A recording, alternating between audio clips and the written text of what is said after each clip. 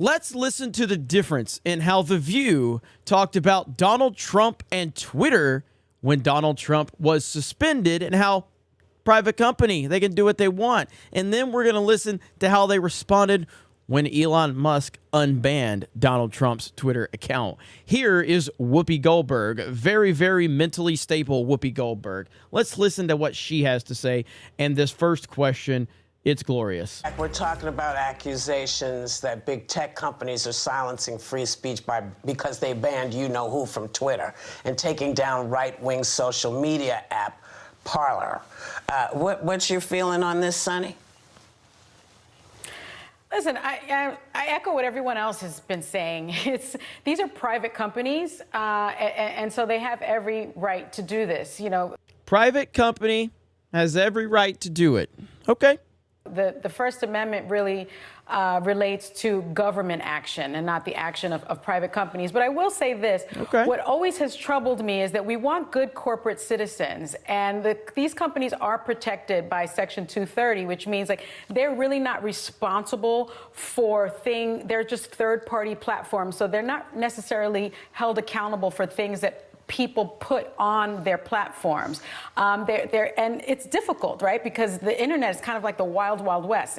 But I think that they should be more responsible with things that people are putting on the internet. And so they're getting there, they're getting better. And so they started flagging some of the more inflammatory things that President Trump was putting on the internet. I mean, let's face it, he has been using his Twitter account to incite violence. And ultimately, this is what ended up happening. But I do think they have a long... So now that Trump's account's back, surely we can point to the violence that he was inciting. So this was the comments that were made after Trump was banned, and of course, private company can do whatever they want.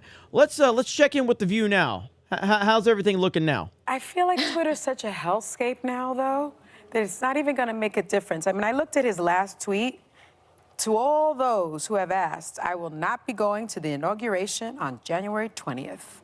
That was like his last tweet, and I thought, so. You know, like, who cares about him at this point? I think that he should be like Candyman or Beetlejuice, and you don't say his name 3 times, and just leave him out of it, because I think he wants attention, like you mentioned, more than anything else. The Twitter thing is scaring me now because it was such a wonderful tool using. It's scaring. It's scaring now. It's scaring her now. But when it was a private company and they could do whatever they want, let's go back to that opening answer that she had. I echo what everyone else has been saying. These are private companies, and so they have every right to do this. You know. Oh, okay. Interesting. Now that you're scared.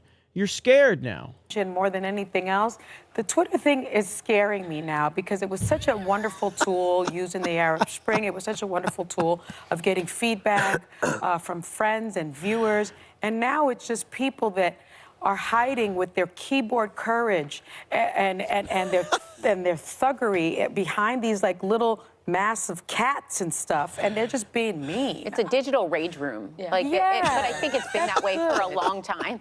I don't really care if he's there or not. I think at the midterms did reinstill some faith I have in the American people that we kept saying, you know, this denialism, the extremism, it's got to stop. But everyone said, no, there's going to be a wave because it always happens historically. And even with times being tough, I know you didn't say that. I'm speaking over here. But even with everything primed to have kind of a wash, it wasn't that because people said enough. Yeah, it wasn't that. It wasn't the Republicans winning the popular vote by like 5%. Not at all. That didn't happen. No, let's not even acknowledge that. Let's just continue to lie. So I think the fact that he's on, he has lost some of the people that were listening. I think now there are other candidates coming up that offer people an off-ramp that believe some of the he doesn't have a lot of conservative beliefs, but old school conservatives. In this week at the RJC in Nevada, a bunch of Republicans were basically coming up. Oh, the Republican Jewish Coalition. It's a big Republican. So now here's where they try to create the divide. seems like you guys are really scared of Donald Trump being back on annual conference that Twitter. they have. A bunch of people who were formerly with him are now slowly but surely coming out against him. Now, I'm cautiously optimistic about that, but I do think he's weakened. I don't know. And especially in terms of Twitter, the guy who just resigned was the head of trust and safety. Let the hellscape unleash itself. He just resigned. That's not a good sign. Well, he's a little late. I know. He's a little late. It ain't a Listen, good sign. it doesn't, you know. Not a good sign, but it's a private. Again, do I need to get to hear what you said one more time? One more time. I echo what everyone else has been saying. These are private companies, and so they have every right to do this. You know. Okay, but suddenly now they don't have the right anymore. You know what? He is no longer on the government dime. Okay, so he can have the followers he has. You know, that's everybody's entitled to whoever wants to follow them. But he's not. He's no longer the spokesperson of the government, and that is a good thing. Yes. Yeah.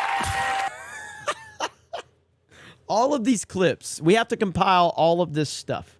We have to compile all of this stuff Of the government, for and when he ultimately wins again. Where's this face at? This is the face you make when Trust Donald and Trump returns safety. to Twitter. Let the hellscape. That's the face you make when Trump returns to Twitter right there. So again, I just wanted to point out the insane hypocrisy of these left-wing weirdos, because private company, they can do whatever they want until, of course, they do something you don't like, and suddenly it's a concern, and we need to be aware of this problem, and we need to cry about it.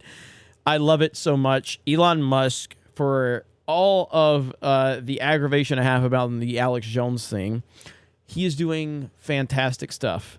So many people have returned to the platform, whether it be Trump, whether it be Alex Jones, whether it be Jordan Peterson, whether it be Project Veritas. I think Sargon of Akkad is back now. We need to get Nick Rekieta back.